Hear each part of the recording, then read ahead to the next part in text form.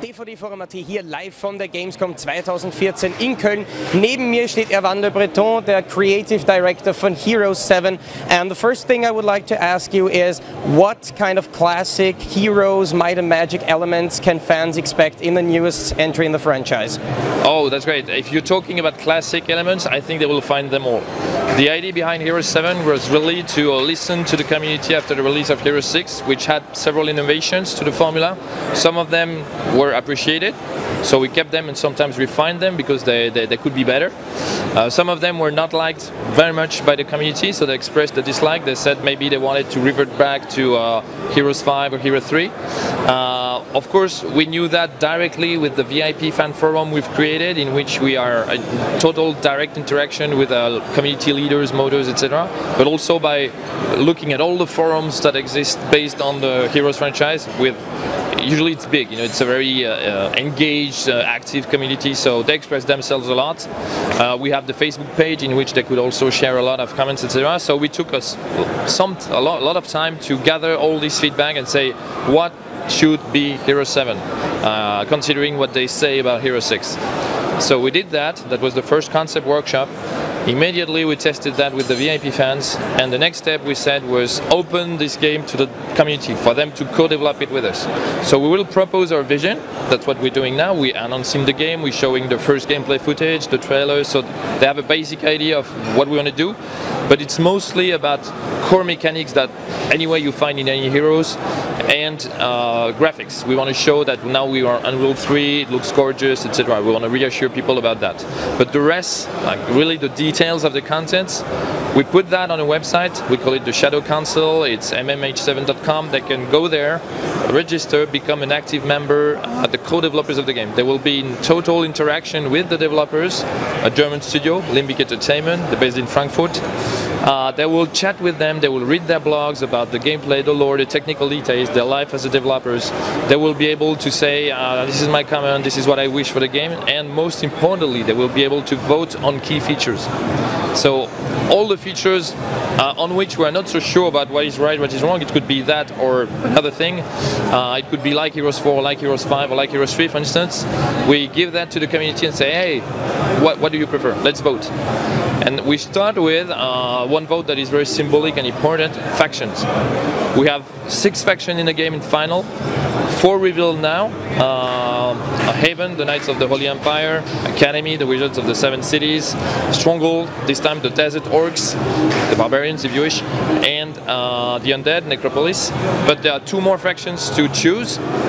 And then faction number 5, we let the players decide right now. We say, come on, select, we give you either the elves, Wardens of the Forest, Guerrilla, Hit and Run Tactics, or the dwarves.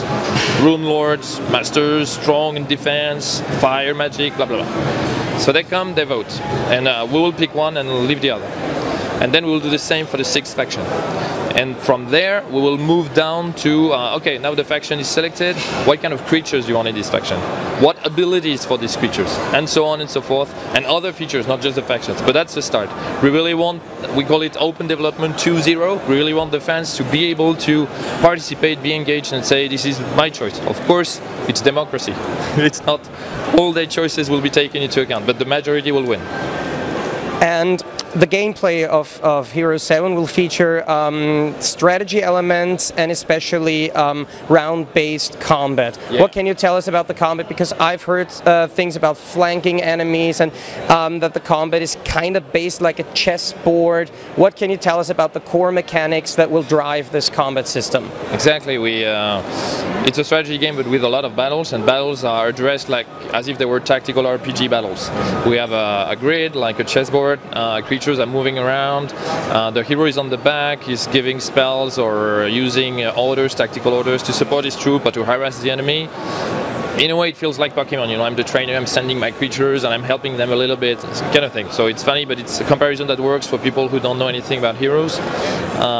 So you move your creature around. What we add to the formula, because it's the classic formula, it's been the same for years, what we add is really a variety of layouts of terrains, of battle maps that don't look the same visually, but they don't look the same in terms of gameplay as well. We have a cover system with a lot of debris and walls and stuff that will force push you to move around sometimes in maze-like maps, take advantage of the cover system to reduce the damage from the incoming shooters, for instance, and we also add a flanking system. It feels natural to have it in Heroes, but it was never there. It was planned for Heroes 6 but not implemented.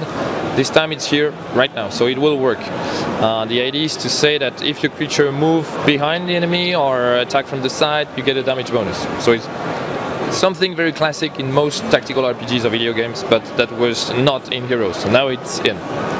And you can also build your own city with resources that you find either on the map or by getting them. And if you say you plan on having a strong community, is there a kind of multiplayer feature that people might exchange these resources? For now we don't discuss multiplayer at all, also because, as I was telling you, we want to consult with the community first. So as I was saying, we've built a solid classic Heroes platform, beautiful graphics, that's what the game is right now.